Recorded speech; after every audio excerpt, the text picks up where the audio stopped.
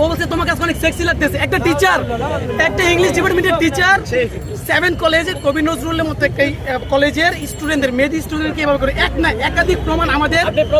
এবং আমি তার ক্লাস টিচার, আমি নিজে সাক্ষী, আমি তার ক্লাস টিচার, আমি তার ক্লাস স্টুডেন্ট। হ্যাঁ, সে আমার ক্লাস টিচার। হ্যাঁ, উনি আপনার ক্লাস টিচার। হ্যাঁ, আমি না ক্লাস করছি। আমার সকল বান্ধবীদেরকে সে হ্যারাস করতো, কোচিং এ নিয়ে যাইতো, কোচিং এ বলতো কোচিং এ আইসো। হ্যাঁ, কোচিং এ নিয়ে যাওয়ার পরে বুকে পিঠে হাত দিত সে। মিডিয়ার বাইরে শুনেন আপনারা প্লিজ। মানসিক যে সুস্থতা সেটা নাও হইতে পারে।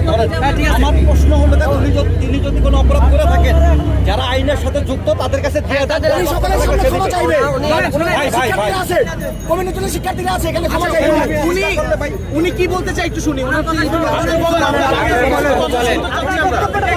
বলেন।